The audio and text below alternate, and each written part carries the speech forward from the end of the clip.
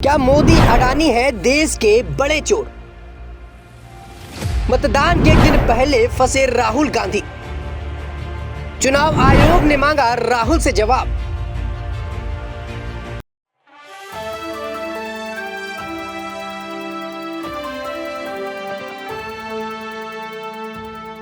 नमस्कार, आप देख रहे हैं नेक्स्ट न्यूज पॉलिटिकल बाइट। मैं हूं आपके साथ आकाश त्रिवेदी। आप सभी का दर्शकों बहुत बहुत स्वागत है हमारे खास प्रोग्राम क्वेश्चन मार्क कुश्तों में। दर्शकों, बात करेंगे इस वक्त राहुल गांधी की, जो लगातार सुर्खियों में बने हुए, और सुर्खियों में बनने की वजह है उनके द्वारा दिए गए वो बयान, जिसके बाद से ही राजनीति गरमाई हुई। आपको बता दें कि 2023 का वर्ल्ड कप मैच हुआ। इस बीच नरेंद्र मोदी स्टेडियम पर खुद देश के प्रधानमंत्री मैच देखने पहुंचे। बदकिस्मती से मैच इंडिया हार गई। उसके बाद प्रधानमंत्री के ऊपर तंज कसते हुए राहुल गांधी का बयान आता है कि पीएम मतलब पनौती मोदी। आपको बता दें कि उन्होंने साफ तौर पर देश के प्रधानमंत्री नरेंद्र मोदी को पनौती कह दिया।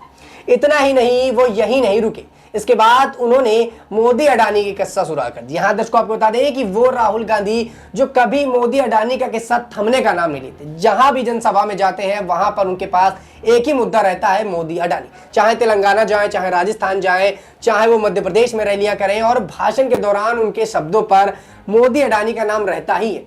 यहां तक कि वो संसद के अंदर भी इन मुद्दों पर चुप नहीं होते।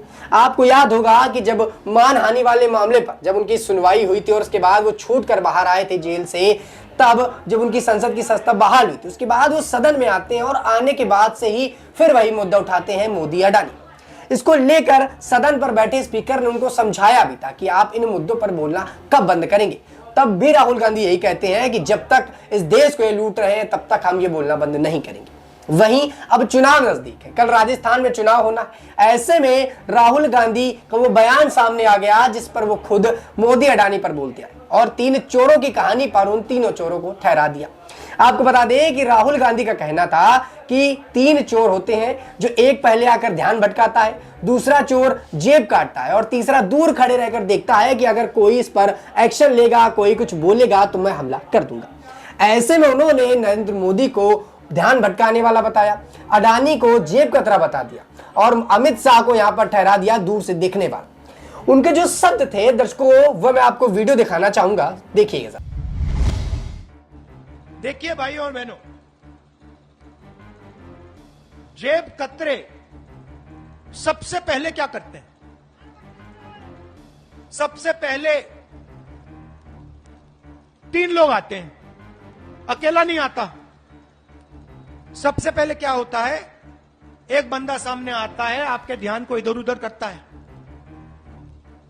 ना, उल्टी सीधी बात बोल देगा। पीछे से एक और बंदा आता है, वो जेब काट देता है, सही। और तीसरा बंदा देखता है कि अगर जिसका जेब कटा, अगर इसने कोई आवाज की तो उस पर आक्रमण कर दें, उसको डरा दें। ऐसे जेब काटी जाती है। ध्यान इधर उधर करने वाला नरेंद्र मोदी, जेब काटने वाला अडानी, और बाद में लाठी मारने वाला अमित शाह।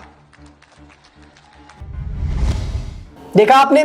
तो दर्शकों, अपने भाषण पर राहुल गांधी जो शब्द इस्तेमाल कर रहे हैं वो कहीं ना कहीं देश की सियासत पर बड़ा जो है क्वेश्चन मार्क खड़ा करती है, बड़ा सवाल खड़ा करती है कि राहुल गांधी विधानसभा के चुनाव लड़ रहे हैं, खुद के लिए प्रधानमंत्री पद के दावेदार ठोकते हैं, और ऐसे में वो इस तरह के बयान देते हैं। पहले वो पनौती वाला बयान देते हैं, फिर चोरों वाला बयान देते हैं, और मोदी अडानी के रिश्ते को लेकर इनका मुद्दा तय है। कोई भी रैली हो, कैसी भी भाषणबाजी हो, कोई भी सवाल कर ले, मोदी अडानी पर ये बोलेंगे तो बोलेंगे, इनका पास दूसरा कोई मुद्दा नहीं।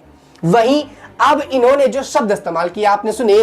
पहले थोड़ा सम्मान भरे बातों से कहा करते थे कि प्रधानमंत्री जी, मोदी जी। अब जो शब्द बोले वो आपने खुद सुने कि ये आता है और उसके बाद दूसरा चला जाता है। तो कहीं ना कहीं जो मर्यादित ढंग था वो राहुल गांधी का अब हटता हुआ नजर आ रहा है। वो मर्यादा राहुल गांधी अब शायद भूल चुके हैं।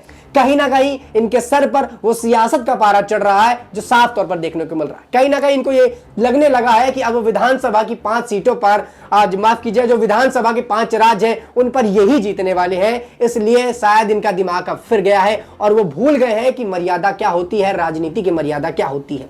सदन के अंदर वो मर्यादा भूल जाते हैं, मोदी अडानी पर जाने क्या क्या कहते हैं, पर्चे ले आते हैं, तमाम बातें बताते रहते हैं, लेकिन जब इन पर कोई बोल देता है तो ये बिलक उठते हैं। आपको बता दें कि भारतीय जनता पार्टी के एक नेता ने जब कह दिया मूर्खों का सरदार, तो कांग्रेस पार्टी इस कदर भड़क गई कि अब वो बयान के ऊपर बयान दे रही है। और मूर्खों के सरदार वाली बात तक तो ठीक था, भारतीय जनता पार्टी ने दिया।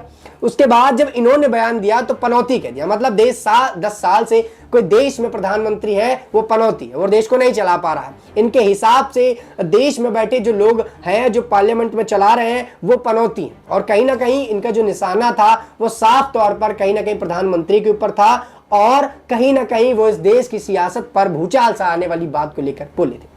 ऐसे में तमाम सवालों के जवाब के लिए हमारे साथ दौलत मौजूद है। उनसे जानेंगे और समझेंगे कि आखिरकार राहुल गांधी चुनावी मुद्दों के दौर पर इन सब बातों का इस्तेमाल क्यों कर।